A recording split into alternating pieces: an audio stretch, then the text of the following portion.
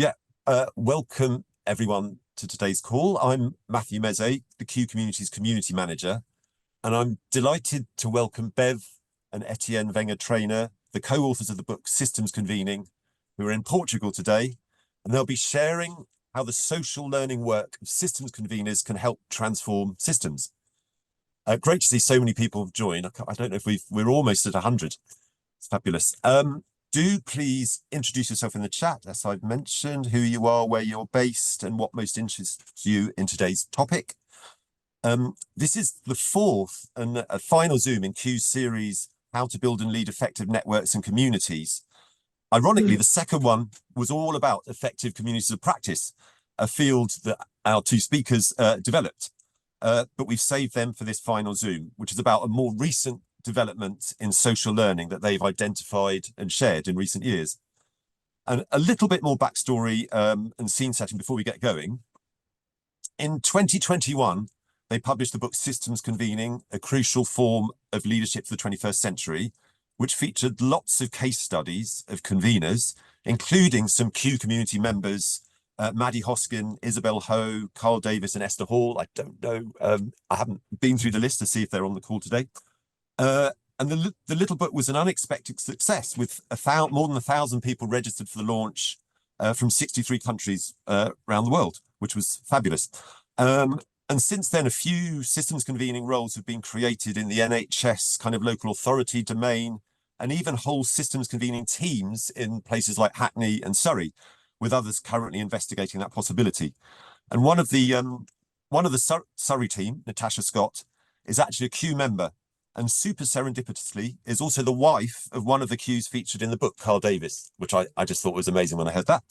The Hackney systems convener team got in touch with Q about learning from the Surrey team, and we organised a session using the liberating structure, what, so what, now what, to compare their experiences and challenges.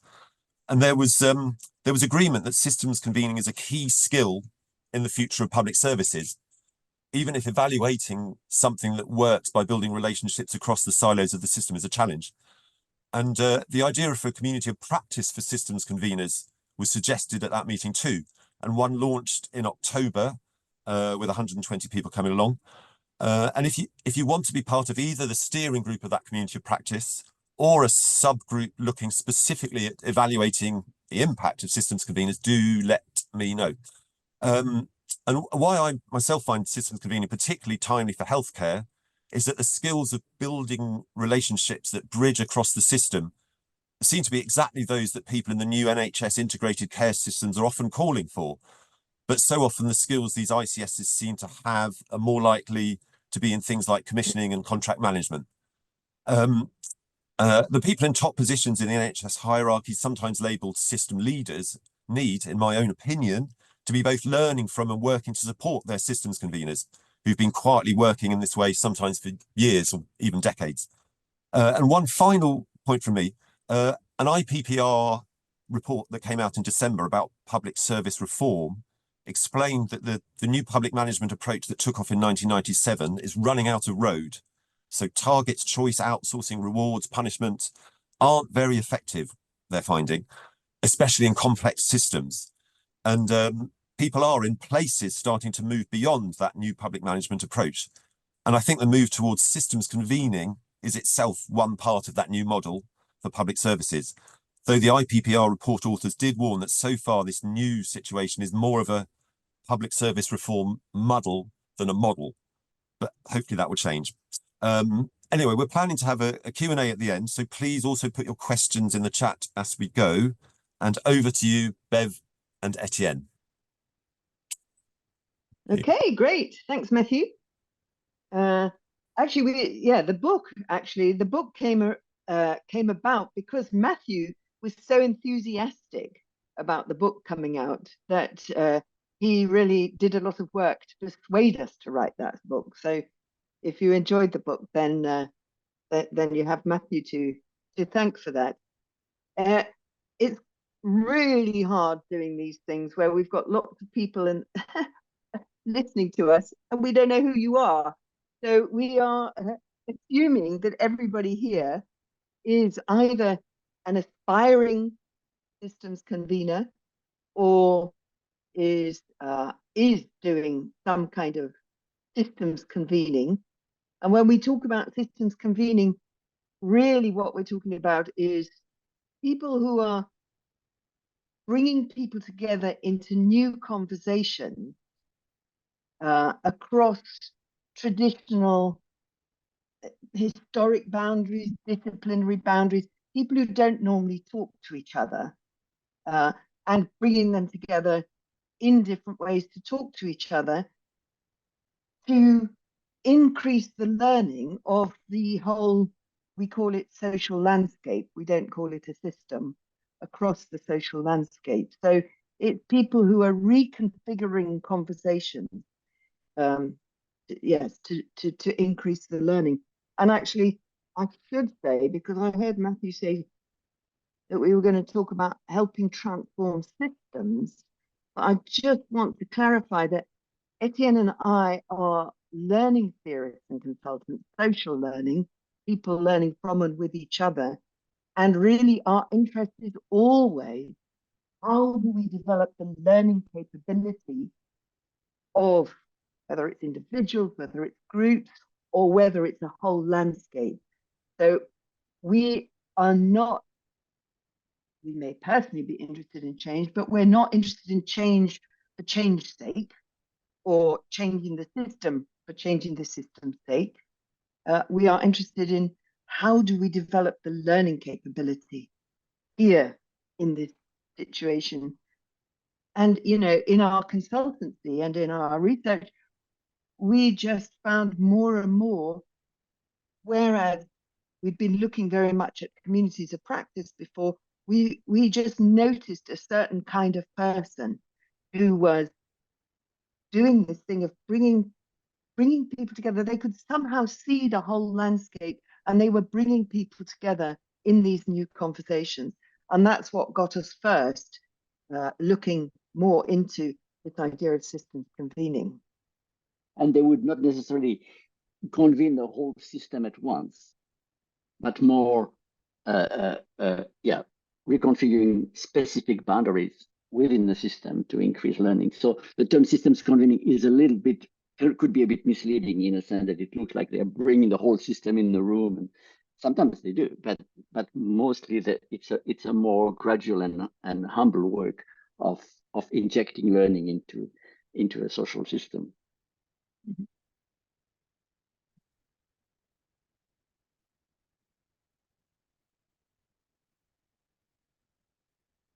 And yeah, actually, what we thought is, we'd like to hear, we would invite you to, first of all, share with some people who are here. We can't, of course, hear all these conversations, but to share with some people here, what is if you are a systems convener or an aspiring systems convener, who are you inviting into new conversations? Which boundaries are people, where are people coming together in new kinds of conversations? And how are you inviting them into those conversations? So really, before we start, to get a bit of context about people, right? What is your social landscape? And who are you inviting in there? And how do you invite them in? So unlike most webinars that start with a long presentation, we're inviting you into a small group conversation to start with, okay? Just to get a bit of context out before we move on. We thought about things that went well, so a lot of word of mouth, a lot of going where the need is, etc. But also we spoke about who's missing and how you capture those people who are missing. Is it because of they haven't got the tools, technology, or is it the wrong timing, wrong time of day? So we spoke about that. Mm-hmm. I mentioned that in my work, I try to get some traction. I try and get some momentum. I try and get the decision maker to get curious. For me, that's task number one. So I'll look at the organization and from a systemic lens and try and see something that they don't see and take them there. and actually show them, and so that they can experience it. And very often that could be a call center where the calls come in and we listen to calls, and they realize that a lot of the calls that are coming in are actually created by the way that the system has been designed. Or where else in public sector, it can be in all different places where we basically mess people around. Recently, there was a place where we were doing the work twice. It was just, what we're doing, just doing exactly the same amount of work, two different groups. We're just repeating the work from the previous group, and no one realized it. So.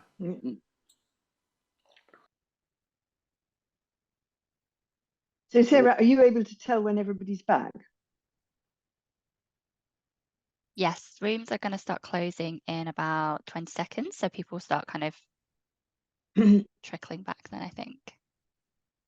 It's interesting because we're hearing people kind of like finding an entry point at different levels of the system. We were earlier talking with Sophia, and for her, it was very important to have the directors of different systems in Wales first agree on what are the important point of focus, and then invite the practitioners to start to focus on what can be done.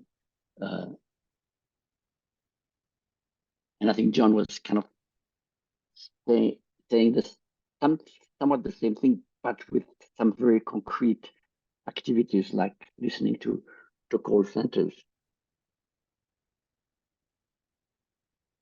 and persuading people to become involved with some concrete data.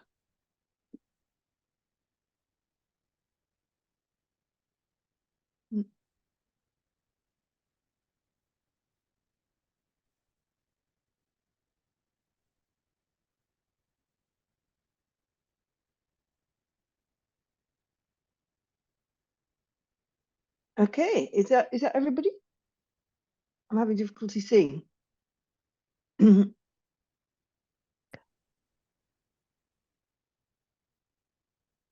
Right.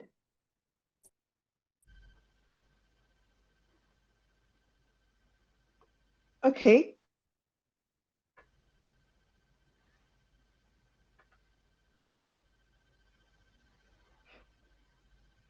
Great. Well, we had a couple of stories about what people were doing and how they invited people in. I mean, we just do find it fascinating. We can't hear everybody's story, but we thought that we would start by sharing something about the stories actually of some of the people that we interviewed in our book. It's interesting.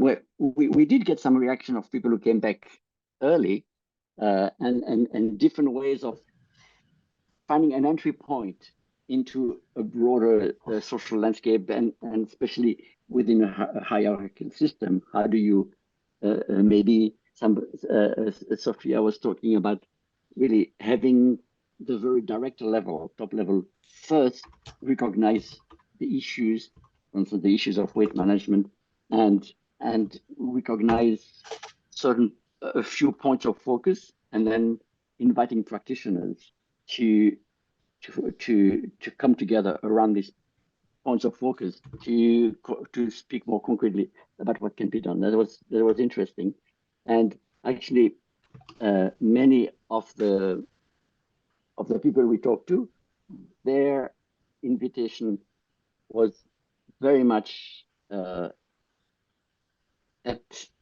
Actually, practical level. Yeah. Etienne, can you just go back? I just wanted to say, because I really liked the way that Sophia, in our conversation with Sophia, said, we've realized, or we know, or what we've understood, is that you have to tailor the invitation in order to press the right buttons. Right? And I just wanted to say that that's a wonderful description of what we call in systems convening, crafting your convening call. And she was saying that if you don't do this strategic engagement, you'll get the wrong people. And so, in a way, the first piece of work that we talk about for a systems convener is this one of crafting the convening call. And many people what we found is that many people don't craft the convening call. And as Sophia said, if you don't do it, you get the wrong people. But somehow there's a certain amount of work that goes into getting your invitation right. And it's a work in progress. Yeah. Sorry, I think, go on. Yeah. No, that's right. Both the invitation right and at the right level within the hierarchical system to have effect. Mm. So that's, yeah. And so we're going to share a few of the systems convening call among the people we interviewed. And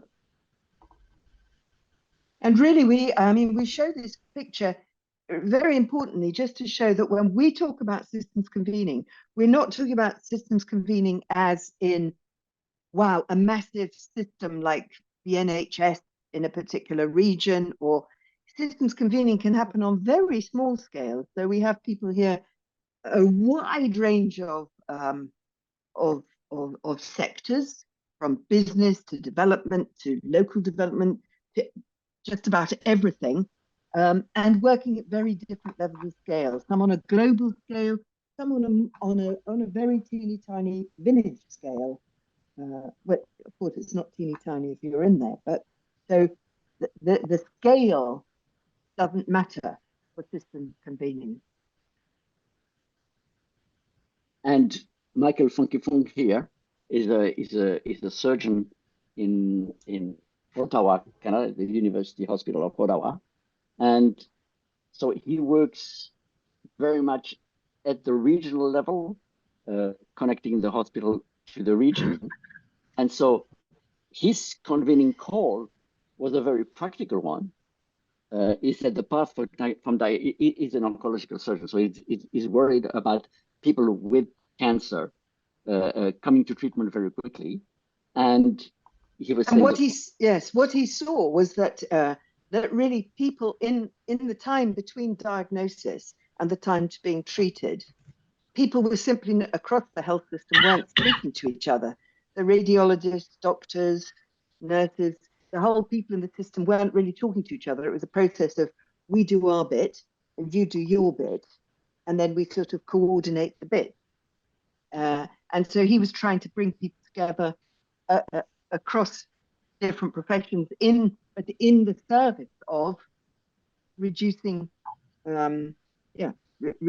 reducing the time of diagnosis to getting treatment. So he had to move from a system of blames across. People say, oh, it's because the radiologist is taking around. Oh, it's because the local GP doesn't quite know what to do with those patients, and so on and so forth. That to say we need to move from blame to see what we can do together. In the back of his mind, he wants to transform the system.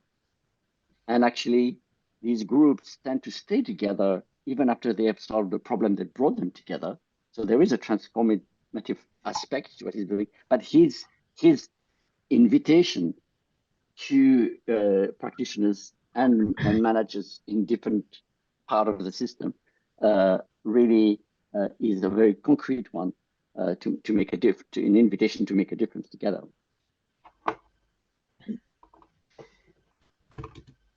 And they were able actually to make a difference when they came together. The next person is a completely different context. Rebecca Daly, she was she's from Nigeria, northern Nigeria, and she was bringing people together. She's bringing Muslims and Christians together, who are normally in conflict, and she was actually bringing the women together, all of whom had suffered at the hands of the husbands of the other side. So the Christian women had been survivors of assault or rape or watching somebody being killed from the other side. So all of them had. And her convening call of bringing people together was, we're all survivors, we're all women. we're more compassionate than men, and we're here to sympathize with each other. So she had a very compassionate convening call. And calling upon a specific identity, which was not the identity that was creating the conflict. I'm a Muslim woman or I'm a Christian woman. She was bringing as a salient dimension, we are all women survivors of trauma. And so for her, that was, and she was herself actually a survivor, that was how she pointed her convening call to bring them together in spite of the tension.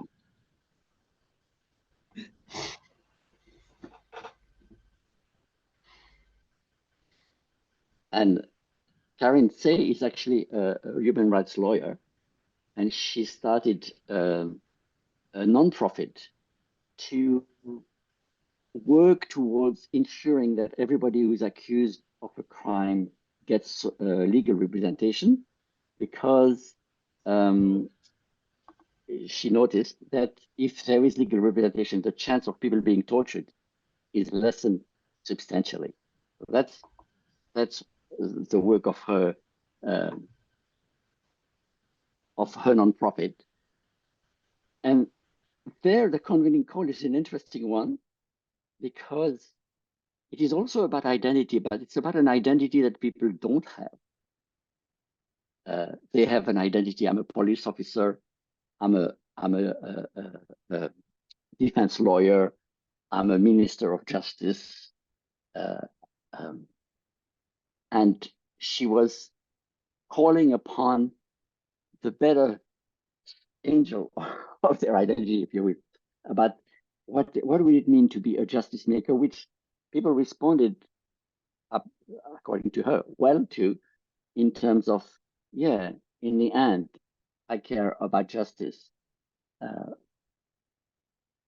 And so she was able to bring into conversation people who saw each other as the enemy. You see, the defense lawyers saw the police officers as enemies, because they need to have to be the one doing the torturing, and the police officers saw the defense lawyers as preventing them from doing their job. So they had to see each other as potentially sharing an identity of justice maker.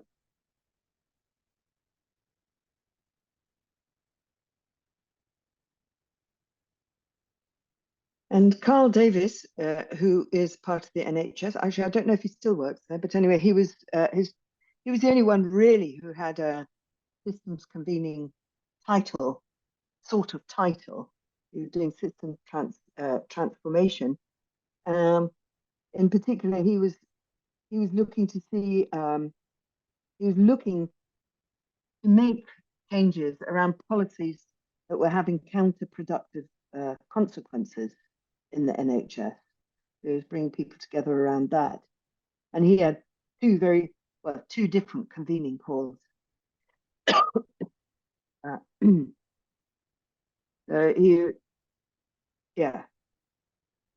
He would say to practitioners, well, there are things you've been wanting to do, and I'll enable you to do that. If you come in and join in this conversation, I can give you a voice for that. But he had to have a different convening call for the managers, which was, you can trust me, and this is what we can achieve if you trust me and we make these changes. They had two quite different convening calls for the different people he was bringing together. Because for managers, they were often viewing this collaborative, conversational across boundary approach as in danger of preventing them from achieving what they wanted to achieve in terms of certain measurements. And so he had to build that trust that the approach is going to give them what they want in the end. Because he was himself both a practitioner, he had been a clinician, and also now in a management position. Anyway, those are just four people whose work we're going to talk about. We have all the other people that we interviewed, but we'll talk about them. And as an introduction, this idea that your convening call is an important part of the work of systems convening. And here are 5 different dimensions of that work that that we've seen as important points of focus for these systems conveners. We've already talked about boundaries, so understanding where there are key boundaries, who are on both sides of the boundaries, what they do, why does it create a boundary? And by boundary here, we can mean very different things. We can mean boundaries between different practices, but we can also mean boundaries between different organizations. We can mean boundaries between hierarchical positions. So there are all sorts of boundaries that a systems convener may need to say, okay, this is the critical point where we need a new kind of conversation. And then connected to boundaries is identity. I mean, identity is a very strong dimension of boundaries, and a very difficult thing to change. You can change all the structural elements, you can change all sorts of things, but if you can't get people to change their identity or see themselves in a different light.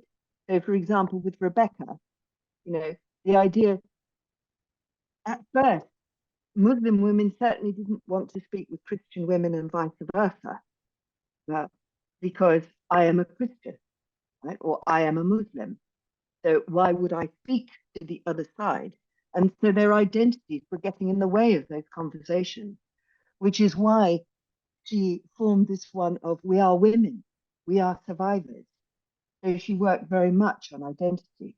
And we found in our interviews that really a lot of good systems conveners are doing what we call identity work, is helping people to see themselves as something other than their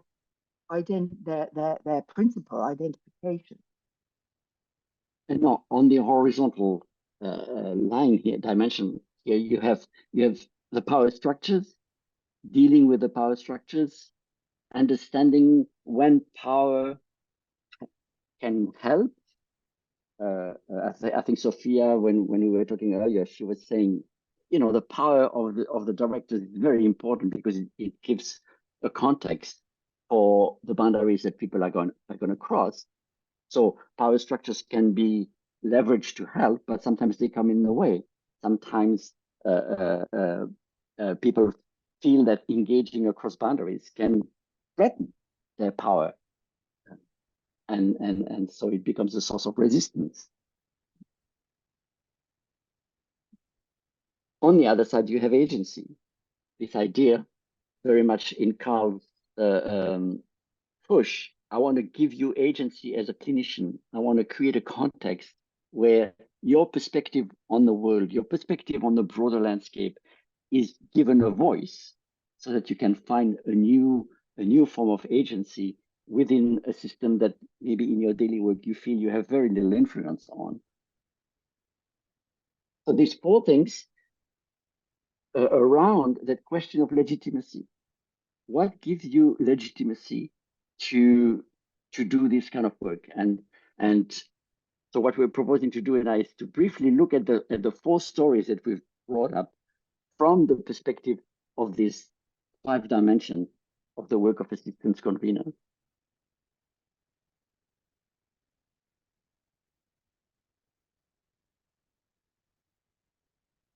So Bev has already brought out the importance of identity and identity work in Rebecca's systems convening work, with the legitimacy of being herself a woman survivor. Her son had been killed in those tribal wars, so she had legitimacy in calling on that identity, but also then bringing these women together and having them tell their story. And so telling the story across boundaries allow these women to recognize each other as as partners, if you will, as learning partners. So for her, there was the first thing was to tell stories across boundaries that help people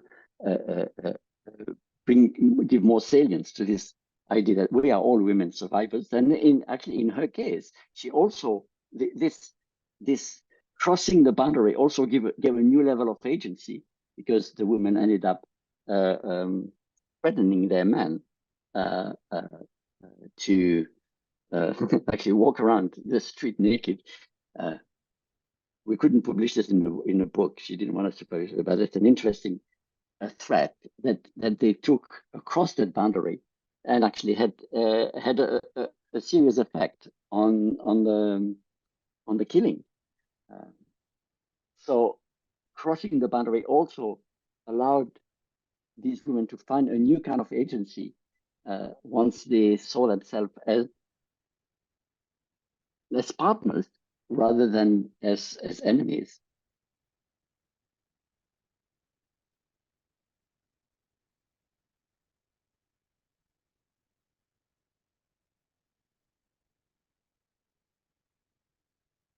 And Carl's legitimacy came because he had himself been a practitioner in the NHS. So when he was inviting practitioners in, he was saying, yeah, no, when I was a practitioner, I could see what needed to be done. And I just simply didn't have the voice to say anything and do anything about it. But now I can help you. And Etienne, I wasn't listening to see if you actually said, but legitimacy becomes really important in in systems convening work, because because when you're bringing people together across boundaries, you have to have the legitimacy to be able to call people on different sides of the boundary. So both sides have to be able to trust you. We call it legitimacy work. It's not you're an outsider who comes in to do systems change or something like that. You have to be able to call people because you have a space yourself in that landscape. And for Carl, he was both. He had been a practitioner. He was now more on the management side. So that double identity allowed him to talk to both sides and convince both sides to be in the room to address a problem, and that he was given the job of addressing.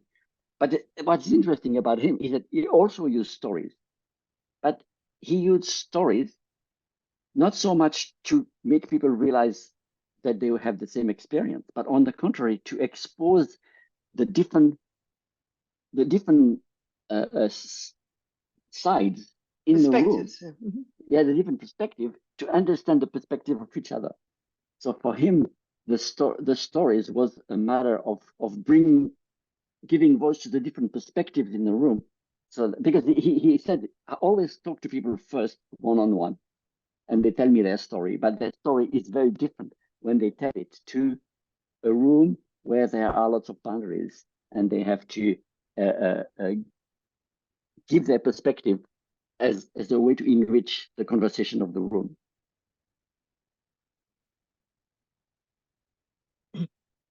And of course, he has to enable people to make a difference. He said, I would lose my legitimacy very quickly if I didn't allow people to make a difference by being there. So even though his legitimacy initially came from a mandate from the power structure, he said, I would lose my legitimacy very quickly if I was not creating agency. Yeah, he said actually he would look very quickly for low-hanging fruit in order to get some quick wins, in order to keep his legitimacy. Otherwise, he was out. Yeah.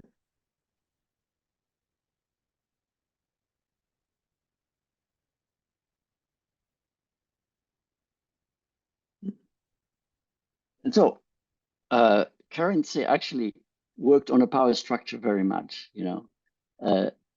because she said, if the Minister of Justice is not part of the conversation, you're not going to go anywhere.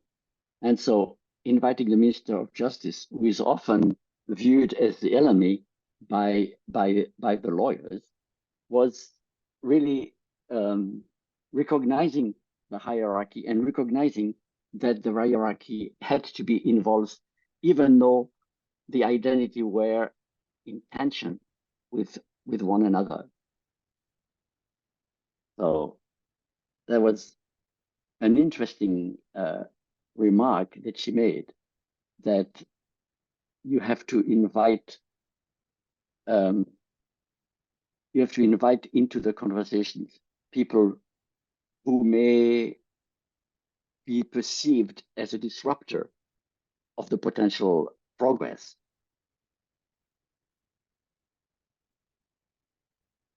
But she said people will not do that transformation of seeing as themselves as justice maker if they don't see the hierarchy also participating in a transformation.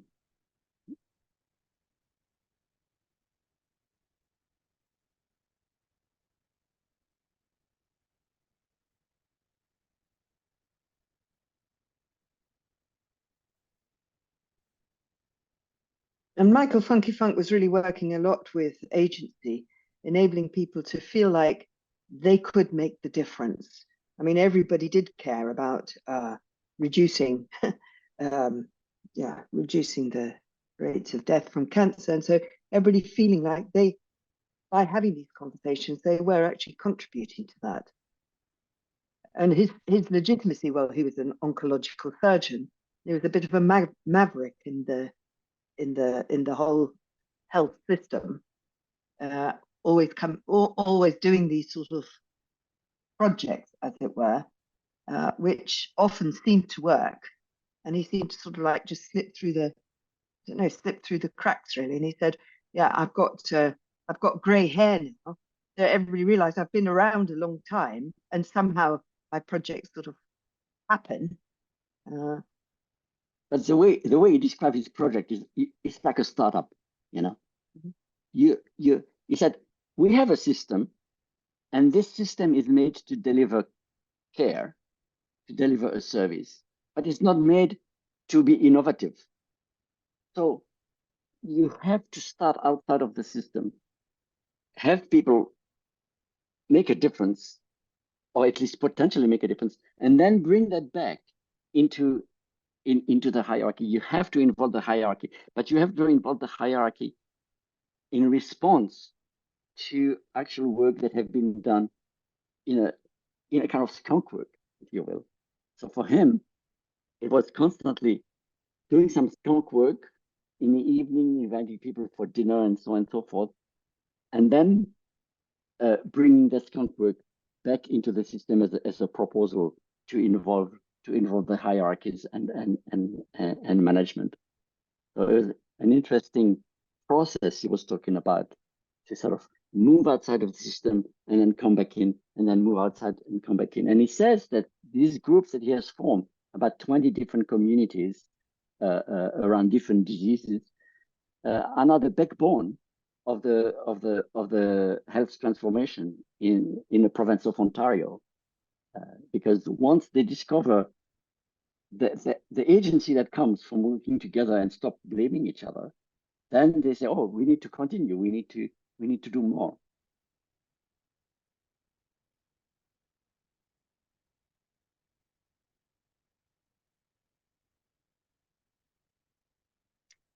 So we're going to give you 10 minutes to go back into groups and have some conversations about what does this kind of work look like for you in your context. So Sarah, this is another group. I think we'll do it in 10 minutes, probably.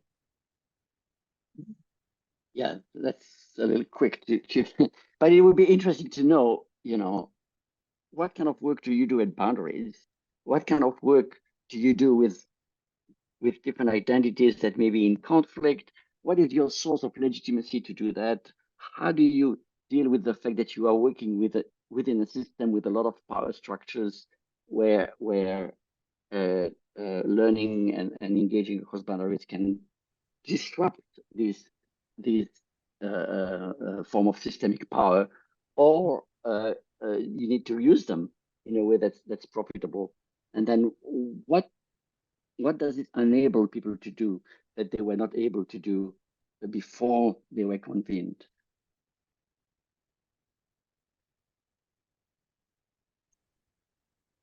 Okay, I will open up rooms now.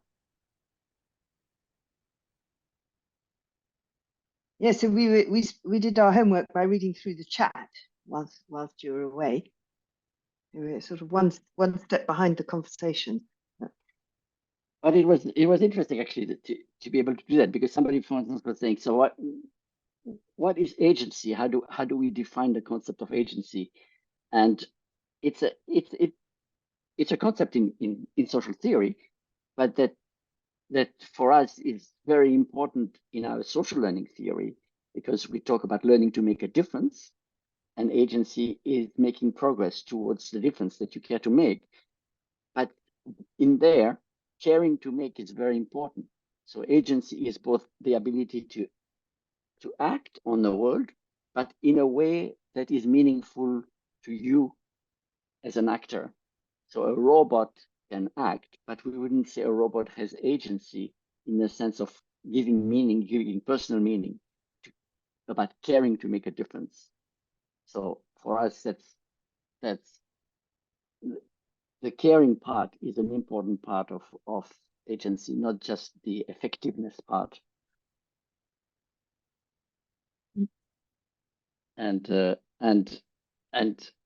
somebody was saying, can you give agency? And I guess, as we would say, that the systems conveners we've engaged with nurture the conditions for an experience of agency rather than give agency, because agency is something that people take in relationship to a certain context. But it's a difficult concept. For instance, in French, my mother tongue is French. Very difficult to find a word to capture the richness of that term. And there was a comment about identities. Like if you change people's identities, then they've got these new identities, which then can possibly become intention or a problem. And I think that's with all the things that we're talking about: boundaries, identities, power, agency. They're always in this dynamic. Right? They're always changing. So, and that's why we call it identity work and boundary work, because it's not a task, or it's not a project or a thing that you do. You change people's identities and then it's over. You are constantly aware of identities and reconfiguring identities, always, using those almost as levers for the dynamic that will allow the learning to take place. So, yeah, it's all of it are ongoing pieces of work. And that relates to someone's comment about legitimacy. Legitimacy is both, I have legitimacy because I can understand your perspective. So I've been a clinician. I know what it's like to be a clinician. So that's one dimension of legitimacy, but it's also related to what you're trying to achieve. That if you work with me, or if you work with a group that I'm convening, then we can move towards achieving what we want to achieve. So legitimacy has both the dimension of connecting and recognizing the perspective. So that's an important part. But this other part of being having legitimacy to make a difference if we work together. So it's not that your legitimacy means you can bring about the goal, but that you have the legitimacy to convene a group that can bring about something, make a difference. It's interesting because someone picked up on what Sophia had been telling us, that if you don't set up the context right with, in her case, it was the directors, you can get the wrong people to the table. And so there was a conversation in the chat about who are the wrong people, why are they wrong, are there wrong people? And so the conversation was, it was an interesting conversation, because yeah, you could have people in the room who are either intruders who can prevent, like we were just discussing that in the while you were in your breakout groups, that if Rebecca had men in the room, it would have changed the dynamic to a point where perhaps the connection that these women found, maybe at some point later they could invite a few men. I don't know, they didn't, but you could imagine that if there was a strong sense of collective agency and collective sense of a shared identity, they could have invited some. But in the beginning, if some men had been in the room, probably she would not have been able to achieve what she had. So the question of understanding the social dynamics of having different voices present in the conversation is really an important part of the convening process. And if the social dynamics are really disturbed, and the kind of conversation that need to happen cannot happen because you have certain people in the room, then actually they would be the wrong people to invite. So one thing I saw very early on, Etienne, maybe you could bring up the slide for value creation, is that somebody said, oh, I'm looking forward to learning about value or evaluating or something like that. And we wanted to actually, we're only going to mention, so if you were hoping for that, I'm sorry you've been disappointed, because it's the subject of a whole book that we've written, and of many things. So yeah, we do have a value creation framework. So it's really, yeah, articulating the value of what you are doing as systems conveners. It's often very hard. It's often invisible. The fact that you've got these people to talk to each other. So what? You know, it might be amazing to you that you've changed, you know, you've managed to get people to re-identify and have these new kinds of conversations, but it's not always easy to articulate the value of that. So monitoring the value, articulating the value is pretty key. And we have a whole framework which we won't talk about, but we thought we had 4 key points to say about value creation. That the first one is to create a complex enough view of value creation that you can actually articulate different dimensions of value, and this is what these 8 different blobs are in that framework. So different dimensions of value that will play with each other and that will flow from one to the other is one of the value of this framework, to have a language to articulate what you're doing. And yeah, in our framework, we take very seriously indicators, quantitative indicators, qualitative indicators, indicators as provided by the funders, and indicators as suggested by participants, and also stories of value creation, how a new conversation that they have as a result of your intervention has led to a change in practice that leads to a change in the world. So collecting disciplined stories as well as indicators is very important. These stories are important because they give voice to the experience of participants. The problem with just having indicators is that the voice of the participant is lost. And so we talk in this framework about legitimizing the experience of participant as a way to think about the value that is being created. And the other thing is that, of course, being interested in learning, collecting indicators, collecting stories is an integral part of learning. And so it's not just an add-on. Evaluating an initiative is not simply an add-on at the end. It's something you start doing right from the beginning so that you can tweak and adjust at what you're doing. And it's learning both for you as the systems convener, but it's also helps in the learning of the people within the system. So we don't want to say more given the time that we have, but we did want to point to the fact that, that we are beginning to shape a way to give voice to the value of these cross-boundary learning events.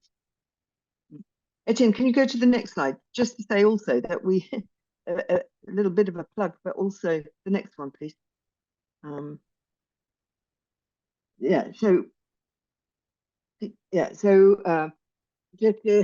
do actually have a whole 3-day workshop on the value creation framework in September. We have a systems convening summit in September and a systems convening workshop. So we do workshops on this, by the way, but also the evaluation part of this is really a significant part of our work. And so with that, we've got 9 minutes, and I know that Matthew wants 5 minutes at the end. But maybe we could ask Matthew, as we don't have time to ask everybody, maybe you could put it in the chat. But also, Matthew, you had some thoughts about the relevance of systems convening to the NHS. I don't know if you want to share them. I mean, or if anybody else does. Yeah. Mm-hmm.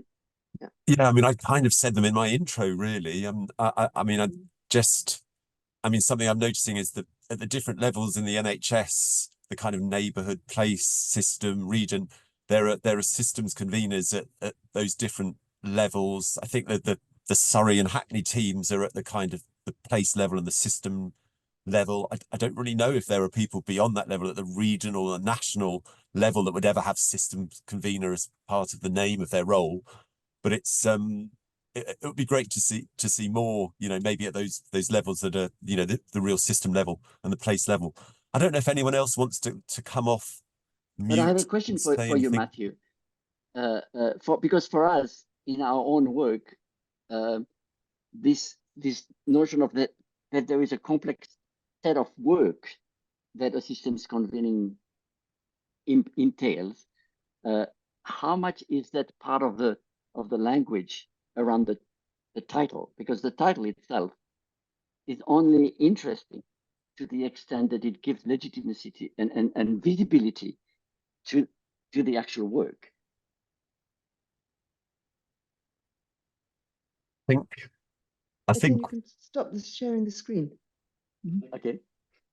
I mean, I think what would be fabulous would be because I don't really know exactly what's going on in Hackney and Surrey. So hopefully at some point we'll maybe hear directly what's going on and how they think of their work in relation to the framework you've shared and the different processes. I know some of them are on the call, but I mean that might be something that hopefully maybe happens in future months. I do need, before we wrap up, firstly to say thank you both for sharing such an interesting, it's such a complicated topic, but sharing all the case studies, the processes, all these processes around legitimacy and so on. It's really quite complex stuff that we're often negotiating it when we do this work. And but there are a couple of things before we wrap up at 1. It would be great if people could just have a quick think about one key takeaway from what you've heard or from the discussions in the breakouts, and just put that takeaway in the chat now. So just, yeah, have a quick think. Is there one key thing you're taking away from what you've heard this afternoon?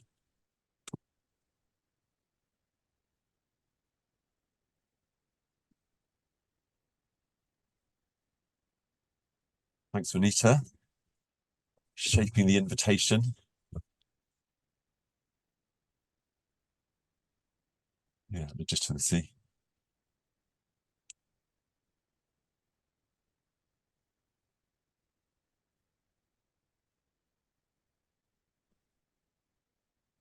Thanks, Ruth and Louise.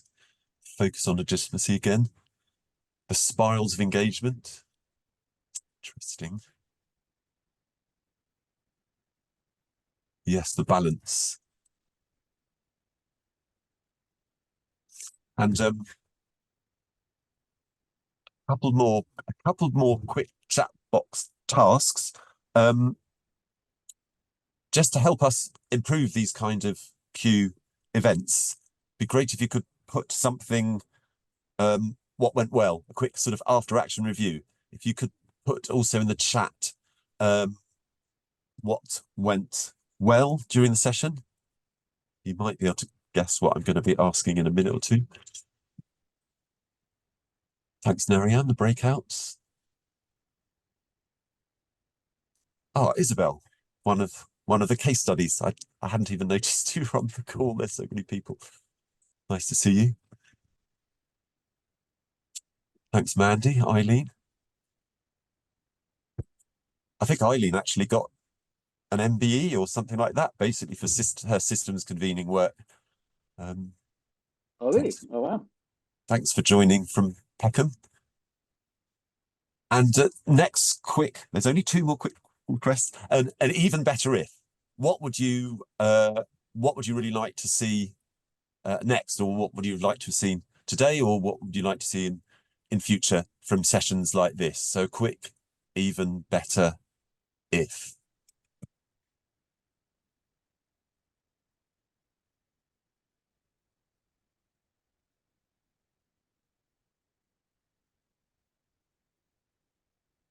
Oh gosh.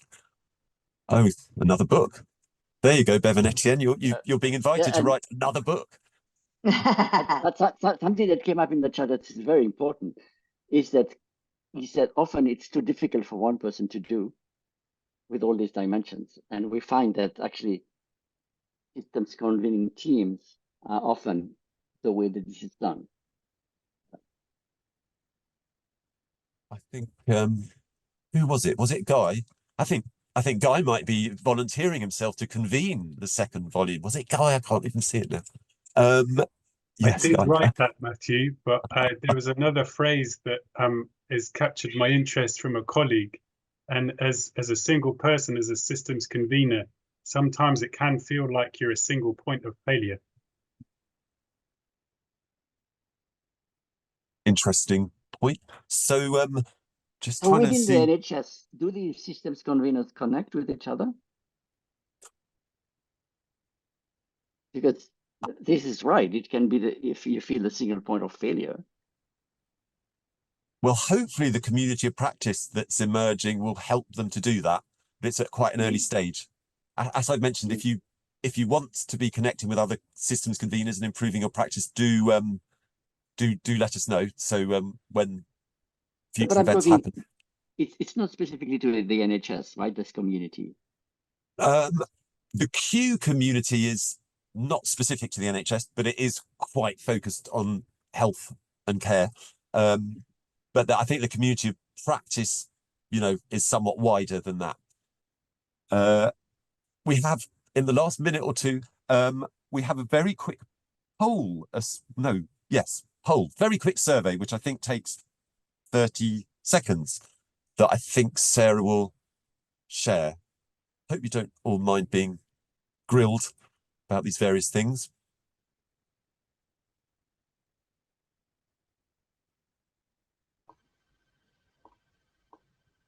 Can I just come in on the point Etienne's just made about the community practice for NHS? There are some sort of things like NHS Horizons and other groups that are bringing things together. It's a huge organisation, but with the integrated care systems, we need to be bringing in local authorities and other health and social care agencies, which means that actually the best place probably is the Q Foundation, just in terms of bringing the specialism of systems convening over other sort of leadership opportunities that the NHS will be looking at. Because I think there are two dimensions to that, right? One is the practice dimension. How do we improve our practice by engaging with each other? And the second is, do we gain a collective voice to legitimize the work in a broader system, which is then more specific to an organizational context? I think you have those two dimensions. I was just going to say, we've come to 2 o'clock. So I think I should thank you again, both of you and everyone who attended from various far-flung parts of the world, some of them. Thanks so much. Thanks, Bev and Etienne. But if I don't know if people want to stay for a few minutes to talk, people are welcome to do that. But we'll call the sort of official Zoom to a close now. Thank you, everyone.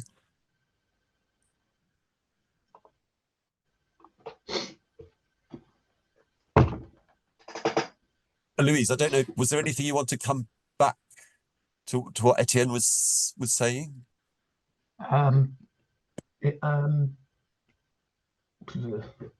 It's difficult, isn't it? Because the NHS is so big. It's one of the biggest organisations in the world. I think it's the 5th largest.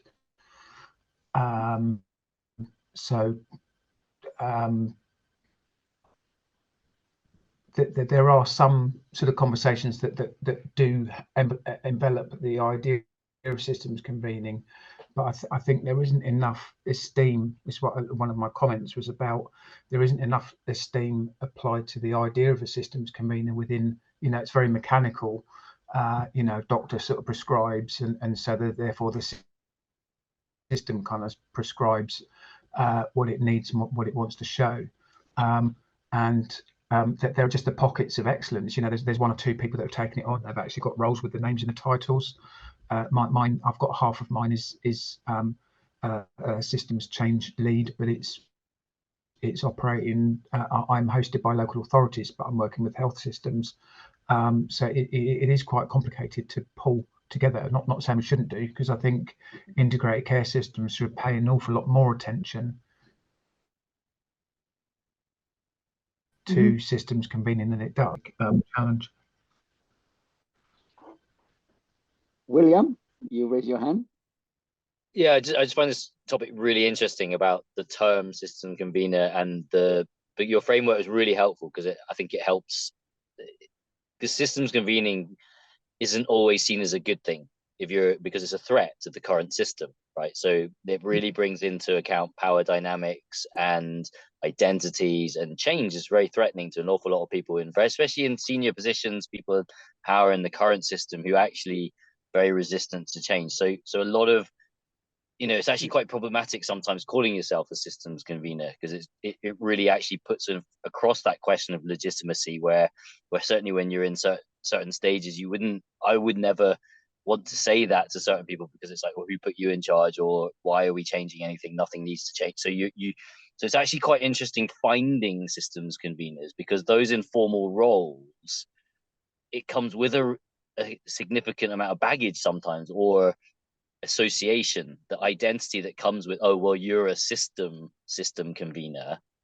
And if you're trying to do quite creative systems change and think about a well-being service or prevention or working with communities, actually that's quite problematic when you go out into the community, because you're seen as someone that has an identity associated with that system. You've been put there almost as an agent of the system rather than an agent of change, if you know what I mean. So I find the whole conversation very, very interesting about the title systems convening, how you find systems convening. It comes back to the invitation. What's the purpose? Where are we trying to go with it all? So anyway, it's not very helpful. It's just some thoughts going through my head. Thank you. I think and in our own work, I have to say, we talk more about enabling learning capability than systems change. okay, that the people that we worked with recognized that in fact they do a lot of what we would call systems change via the approach of social learning. Okay, so what can we learn from each other about what's happening and about what we can do both individually and collectively, as opposed to start up front. We're going to change the system. So for us, we didn't come at this at all from the systems change route. We came at it from the social learning route. I mean, I think one of the difficulties with systems changes is like, how do you measure it? And you know, the systems want to know what they're spending their money on. And I think the social learning thing is a lot of it's about giving information away and giving permission to other people and giving ideas, connecting people and so on. So therefore the work happens. I sort of say it to my managers sometimes, it shines through other people. So my work shines through other people, but you need to have the leadership to understand that's what conveners do. And a lot of managers don't see it. You know, they almost can't see it. So if you've got an exec team that knows that's a real legitimate thing, then you've got a lot of power.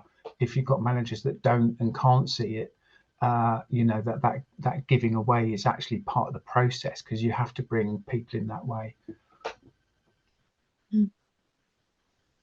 Isabel? Yeah, but just to make a comment on this last thing. Yeah, that's why we emphasize the notion of value creation stories, because it has been our surprise. We think we came to this work with this preconceived idea that all managers care about is numbers, but we found that actually managers are sensitive to stories. Not all of them, but we found that they are surprisingly swayed by a powerful story. So that has been our surprise, and part of our evaluation framework is a recognition of that. Isabel, sorry, I jumped before you. No, I actually I think what William said really resonate, because you the legitimacy sometimes can be blurry, and some at time it can really helps you, but on the other side, sometimes it becomes like a weapons they use to attack you. So for example, if I'm doing some of the the work, then the manager, I mean, quite rightly, then they'll say, are you doing it during your working hours? So, well, yeah, yes and no, because it depends on how do you kind of unwrap this, every single is replying an email legitimate or not, I think those become very nitty-gritty, and it becomes very difficult. And I guess having the really I think the trust thing, the trust is so important, because then you can use that to build on the work. And even when you tell a story, if someone is a story from someone you trust, it just becomes a lot more powerful versus from someone you're not quite sure. So yeah, it's very difficult without the legitimacy to kind of back to. But I guess a lot of the convener they started without even realizing this is what they've been doing. It's just purely doing from a goodwill to begin with. Yeah. Did they expect you to do it on weekends or something? Pardon me? Did they expect you to do the work on the weekend or? No, but I think, for example, for my work, a lot of the work was starting from kind of voluntary. I see the need of doing it because things are so fragmented. If you don't put them together, you're just kind of firefighting all the time. So I spend quite a lot of time, years to kind of building that network and trust. But then people need to see the reciprocity. I think we spoke about, like, in one of the breakout, like, you know, people need to see the benefit first. It's not just like, you know, I can give you like a poster and say like, come and join me, but nobody will join. And I can say like, you know, you will get this benefit, like, you know, X, Y, and Z, but nobody will come because they actually never experience it, like, you know, themselves. So until they actually see, I guess, like, you know, like the low hanging fruit is important. So from all the little things that they can see benefit from, then it kind of like, you build that trust from there, and then they feel, oh, okay, I did have some benefit from this, and then I will join and contribute. So, but it takes such a long time. And I think like for our network, sometimes, you know, we had, you know, about 2 years ago, we went through the trouble of not, because of people leaving the network. So you have like brand new people without that trusting relationship that's been built for years, and everything needs to be rebuilt. And it's like this, what's I call the Ibsen, like, you know, the ups and down cycle, but you just have to embrace it and acknowledge that, really. Yeah.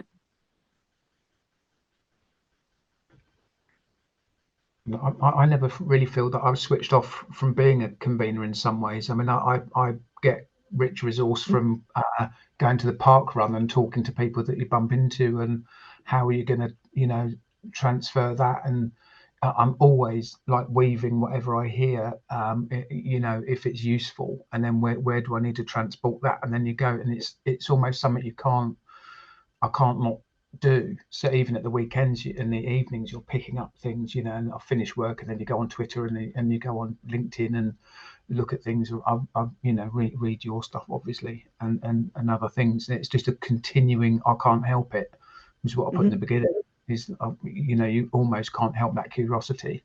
But sometimes you get you're too far ahead of people to, you know, and one of the problems I've got nowadays is being able to bring people along with you that have only just heard of it, because the concepts become too sort of theoretical, I think. Or Yeah, I have the same experience when I spoke to, like, you know, my manager.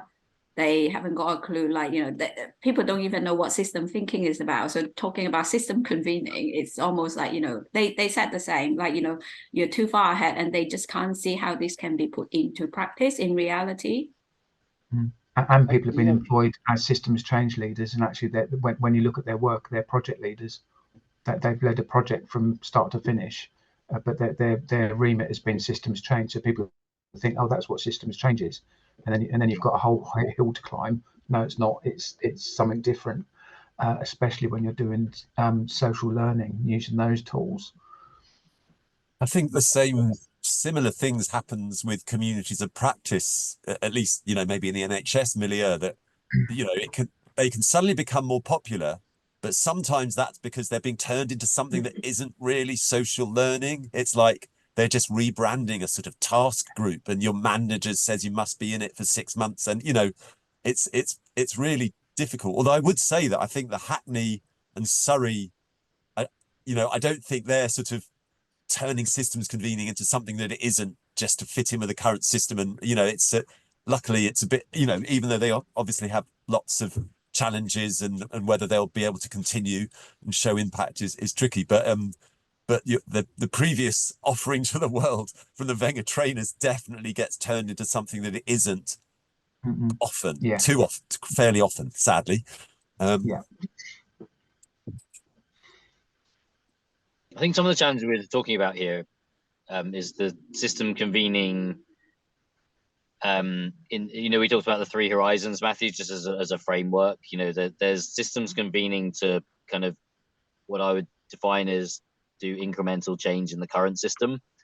There's system convening to maybe do more innovative change. You know, like and some of that is innovation that's about improving the current system. And then at this far end of the spectrum, there's systems convening to really create a whole new system completely. And they are all very valid, and they're all ways in which you can bring people together. But I suppose the work that most interests me is the the third horizon. It's the systems convening to completely change the system, the culture, the behaviors.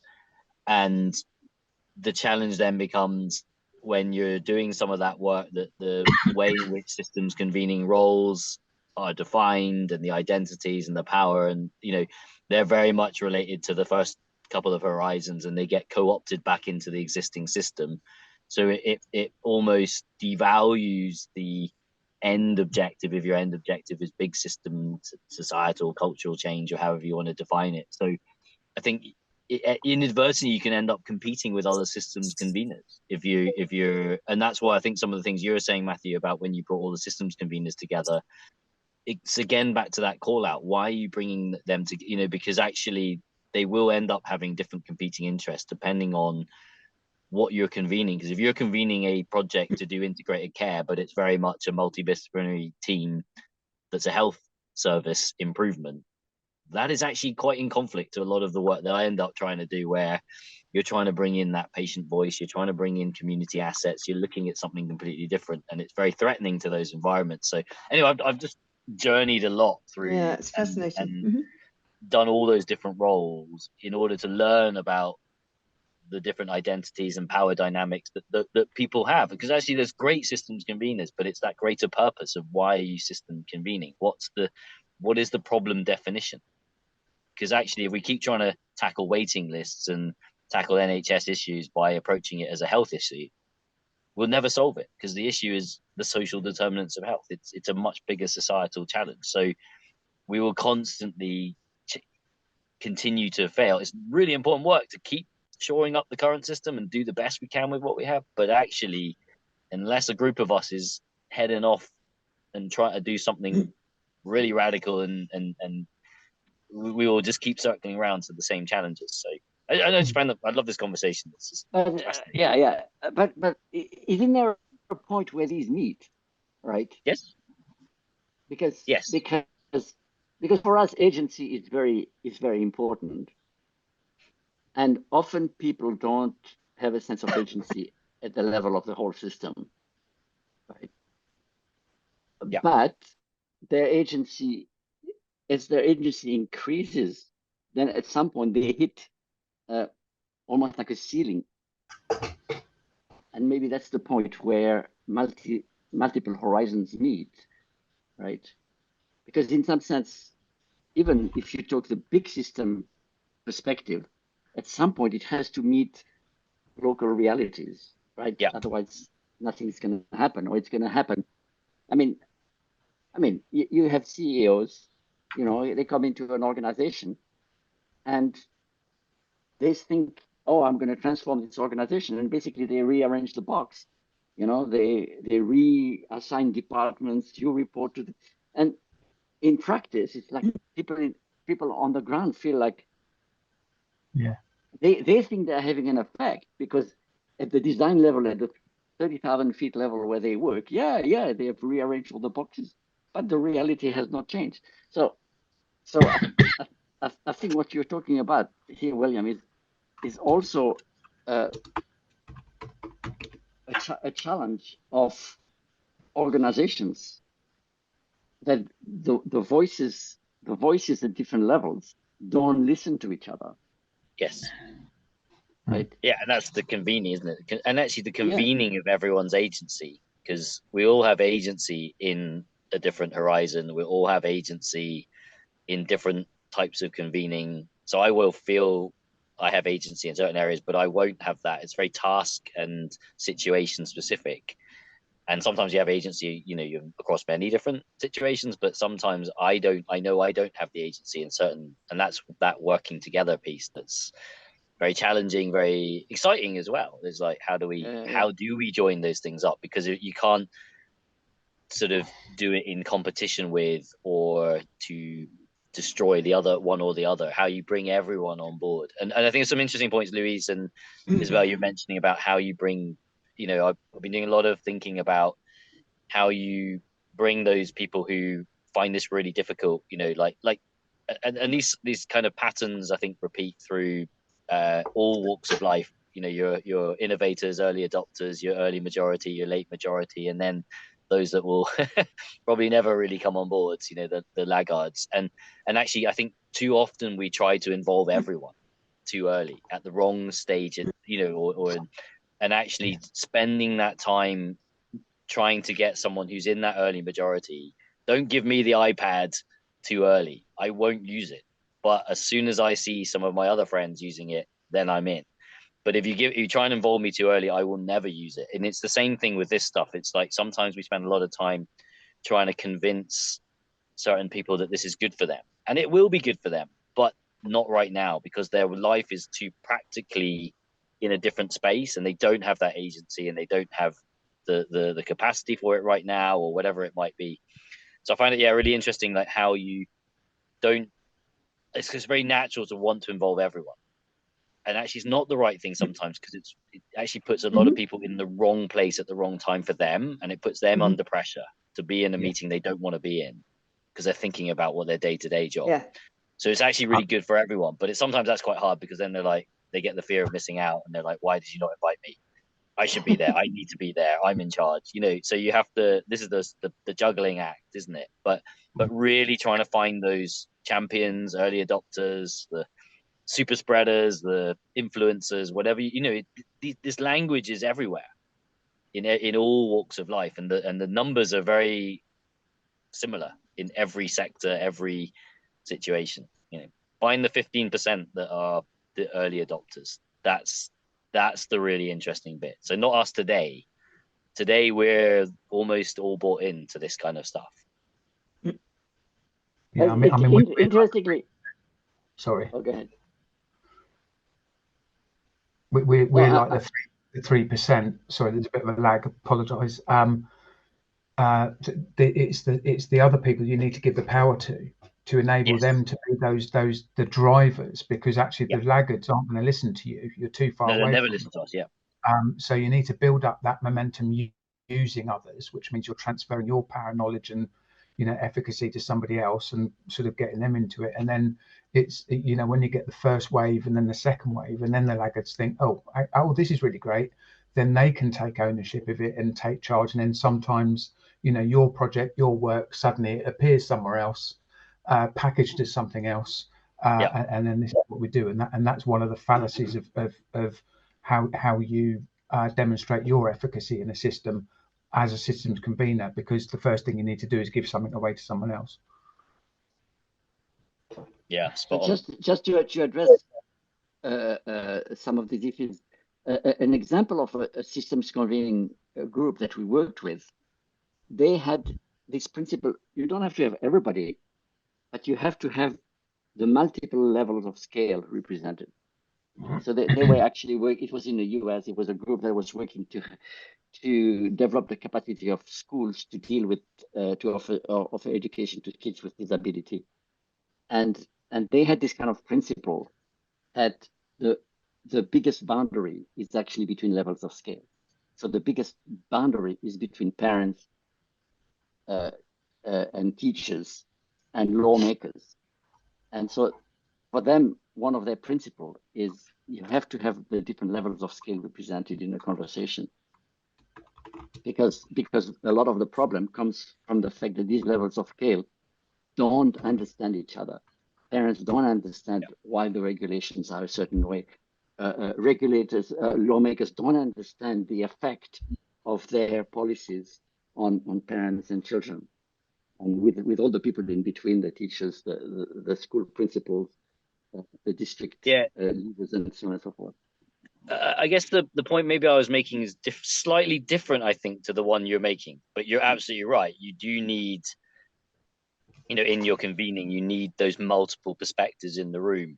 I guess the point I think I was referring to is that, you're getting the early adopters of the system change and the early adopters of each of those different perspectives in the room, if that makes sense. So you're not getting 100 parents in a room with 100 lawmakers, with 100 teachers. You're finding the 2 or 3 in each category that are most innovative, that aren't me, you, Louise, Isabel, Matthew, because we're actually quite problematic, because we're the ones that will always sing from this hymn sheet. So actually most people don't listen, not that they won't listen to me anymore, but the people who really, you know, they won't listen to me as a parent because I'm always saying these things. Whereas if I can get the next parent in line who's kind of a bit skeptical, but actually, you know what, they're like, I hear what you're saying, Will, this is kind of a good thing. They're the ones that will convince the majority of the parents. And that's what I think, Louise, you were saying, that is that it's not going to come down to us. We might create the frameworks, we might create the space for those different perspectives to come together, but actually we've got to very quickly let them, they are the agents of that change. They're the ones that will then tap the majority on the shoulder and say, this is how we go. But I think it's very interesting because quite often we make the mistake of trying to bring 100 patients together at the beginning, or all the managers together. And then when you do that, you get so many people who kind of are bought in, but they're very practical, very skeptical, very much, I hear what you're saying, but I'm too busy. I hear what you're saying, but I've got too many KPIs right now. And they won't do it. They just won't do it, even though they know it's good for them. It's almost worse for them to know what they should be doing that they won't do. So it's actually finding someone that they can relate to that goes, you know what, guys, I went to that meeting. I've actually found the way. Don't listen to them. Do it this way. Oh, thank goodness. Sorry, Isabel. Oh, I'm just thinking. No, I totally agree with what you said. And it's just like, you know, how can we identify, you know, those influencer at every level and then put them together? Because like, you know, you are trying to convince the converted, like, which is like not really helpful, but it's finding those influencer. How? That's the job. That's it. That's the mission. Like a job itself, and then you have to be so sensitive to all the kind of like, what you call it, like the weak signal, because you know there are people who are really passionate and want to do things, but you know from the very limited time that you have with them, can you actually identify and pick those weak signal up and then like, you know, bring them together? And I think to me that's always a huge challenge, because you know I see sometimes, you know, if people reply to my email, at least they show a little bit of interest. That's the invitation, Isabel. That's the invitation. You have to put out your calling card and you amplify the little weak signals. I put in my ears up. There's a friend of mine I do a lot of this work with, and it's like the signals are all there, but you learn how to spot them. Like you said, it's a job in itself, you know, and then like everybody already have so much on their plate. So how much goodwill, like you know, one person can spare to do all this additional work? And I think they're not the right person for now. If they're too busy or they're not putting their calling card out. But if someone will come up to you and they'll look at you, they'll smile at you, they'll say hello, there'll be the 1 in 10 people that say hello to the bus driver, you know, who will let you on first on the tubes. You know, they are giving the communication. 90% of communication is nonverbal. And you can ask, this comes back to the invitation. It's the way you put that invitation out. It's the way you're looking for the signals.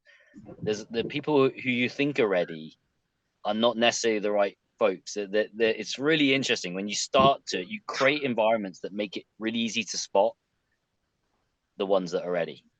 Because you ask them, you don't ask them in a way that's like, who's ready?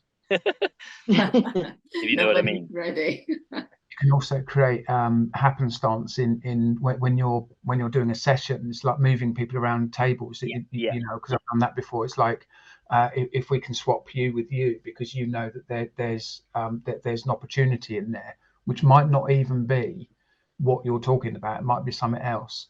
And I did this the other week in a fishbowl. Is that I made sure the people that were in a fishbowl to have a conversation with people who need to work together at a later stage.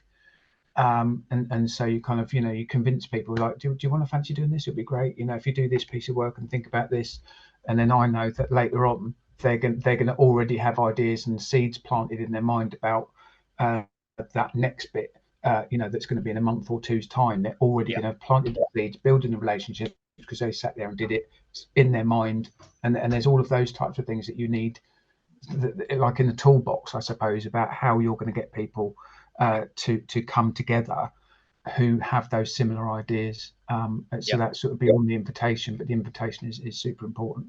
That is like, you know, Louise, if you have that vision and have that kind of a like roadmap in your head, when you are facilitating that meeting, or then that's easy. But in reality, I think my impression is a lot of the time, like, you know, the facilitator, they don't have that vision in their head.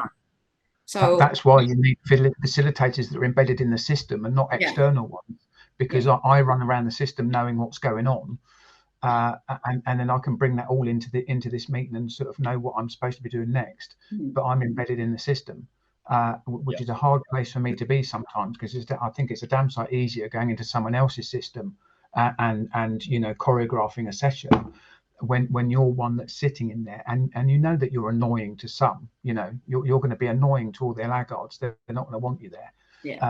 But it gives you the intelligence that's in that system to pull those sort of bits of threads together to try and make a rope out of them. My takeaway is we need more convener. But the frameworks that were, some of them we touched on today, but those are so you can create the goldfish bowl, the environment that makes it a lot easier to spot.